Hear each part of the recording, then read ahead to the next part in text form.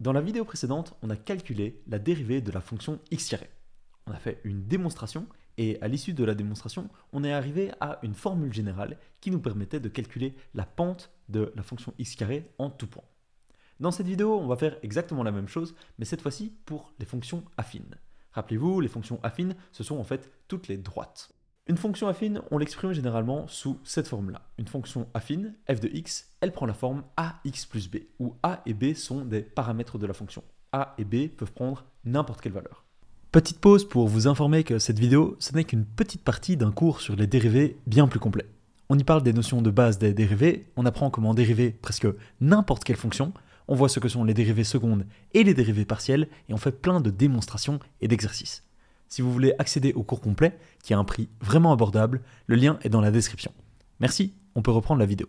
Avant de s'attaquer à la démonstration de la dérivée des fonctions affines en utilisant cette formule générale, ce que l'on va faire, c'est se retrouver sur GeoGebra pour déjà visualiser certaines fonctions affines que l'on va dériver par la suite. Nous voici sur GeoGebra et sur ce logiciel, on va ici tracer 4 fonctions affines. On va commencer avec une première fonction affine qu'on va appeler 3x plus 4. Ça, c'est une première fonction affine qui a bien la forme ax plus b. Ici, a prend la valeur 3, b prend la valeur 4, et donc la fonction au final, c'est la fonction 3x plus 4 que l'on représente graphiquement ici. C'est bien une droite, on est bien ici face à une fonction affine. Très bien, ça c'est un premier exemple de fonction, et j'appelle cette fonction f de x.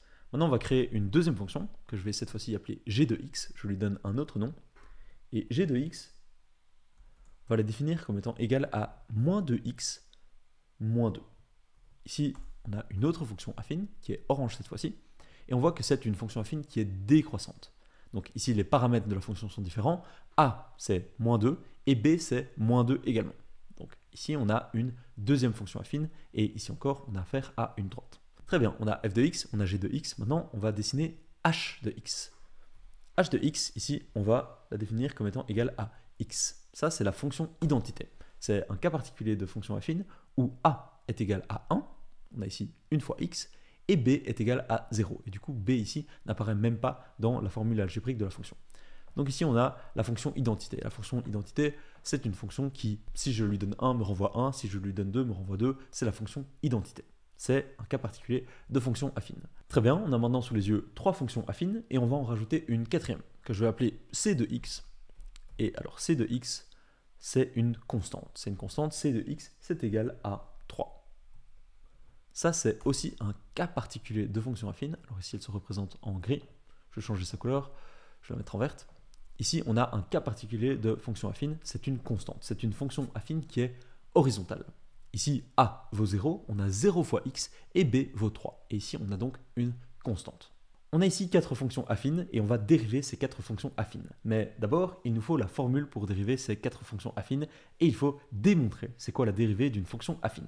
Donc on va se retrouver sur le tableau blanc pour démontrer la dérivée d'une fonction affine dans tous les cas.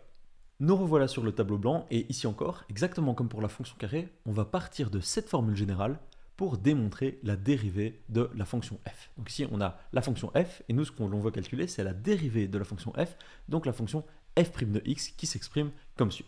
Et ici encore, en partant de cette formule, ce que l'on va devoir faire, c'est intégrer les données de la fonction f dans la formule ici, et puis ensuite simplifier l'expression au maximum jusqu'à se ramener à une expression qui est simple, que l'on peut utiliser dans tous les cas. Alors vous allez voir que le raisonnement ici, il est vraiment très similaire au raisonnement que l'on a suivi lorsque l'on a démontré la fonction carrée. On va commencer par remplacer cet élément-là, f de x, dans la formule. On sait que f de x, c'est égal à ax plus b. Si on met x dans la fonction, elle va nous renvoyer f de x, elle va nous renvoyer ax plus b. Donc ce f de x ici, on peut le remplacer simplement par ax plus b. Et alors on sait qu'il y a un moins devant le f de x, donc je vais simplement rajouter un moins ici. Et je vais mettre tout ça entre parenthèses pour bien montrer que c'est un tout. On va faire exactement la même chose pour cet élément. On a vu que si je mettais x dans ma fonction, la fonction, elle allait me renvoyer ax plus b. Elle prend le x, elle le multiplie par a, et puis elle ajoute b. Maintenant, on va faire de même avec cet élément-ci, et on va non plus donner x, mais x plus delta x à la fonction. Donc ce que la fonction va faire, c'est elle va prendre le x plus delta x, elle va multiplier le tout par a, et puis elle va ajouter b. Ça, c'est le fonctionnement interne de la fonction. Donc ici, x plus delta x, je le multiplie par a, donc j'ai ici a fois x plus delta x, et puis j'ajoute b. Et au dénominateur, rien ne change, on retranscrit simplement le delta x. Alors maintenant, on va simplifier cette expression. On va ici faire quelques manipulations algébriques au dénominateur et vous allez voir que tout va se simplifier. Ici, on voit qu'on a un cas de simple distributivité. La simple distributivité, si ça ne vous dit rien, j'en parle dans mon cours d'algèbre. Il s'agit simplement d'un cas où on a un facteur qui multiplie une somme. Et on peut développer cette expression et multiplier ce facteur avec chacun des termes de la somme. Et c'est ce que l'on va faire ici. Donc, a fois le bloc x plus delta x, on peut le réécrire comme étant égal à a fois x plus a fois delta x. C'est ce que l'on va faire ici. Et puis après, on a le plus b ici, qui n'a pas bougé. Et il nous reste à simplifier cette expression ici. Alors ici, on a un moins devant une parenthèse.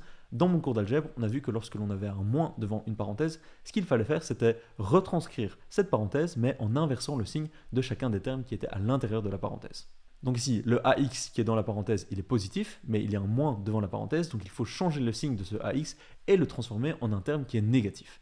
Donc le AX ici, il se transforme en moins AX. Et il en va de même pour le B ici. Le B ici, c'est un terme qui est positif, mais il est dans une parenthèse qui est précédée par un moins, donc le signe change, le plus B devient moins B.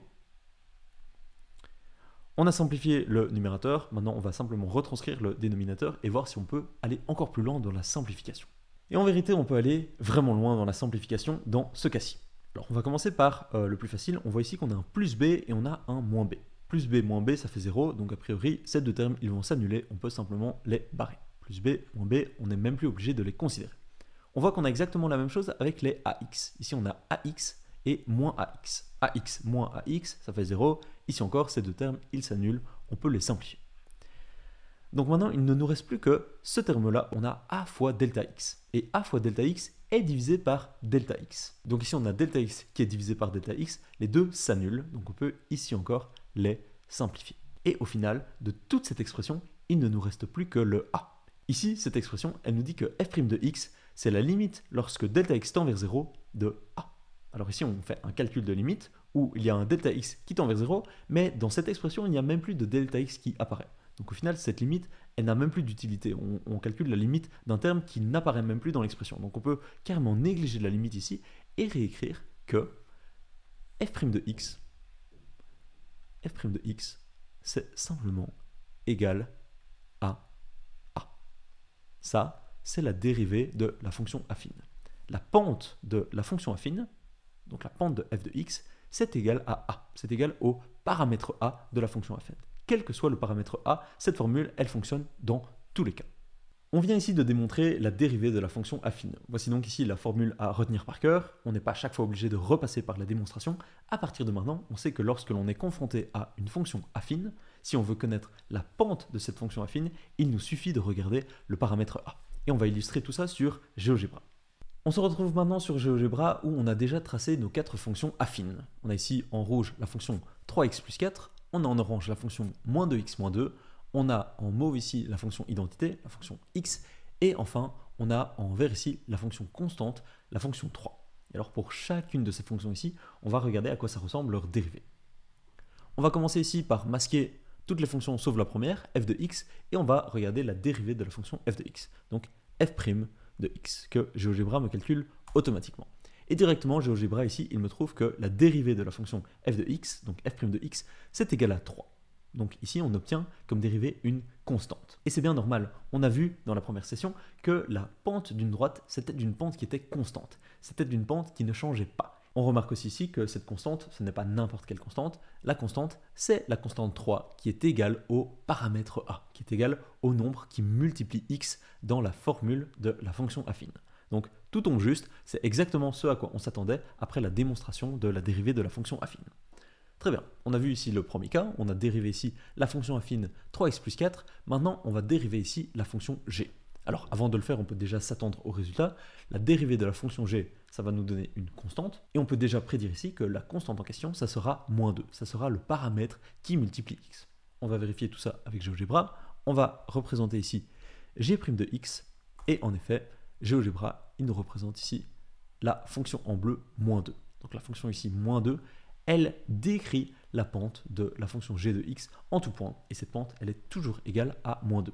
Sur cette fonction ici, si je pars d'un point et que je fais un pas vers la droite, je dois faire 2 pas vers le bas pour me ramener sur la fonction, donc la pente est égale à moins 2, Et c'est bien ce que GeoGebra ici nous indique avec la représentation graphique de la dérivée de cette fonction g.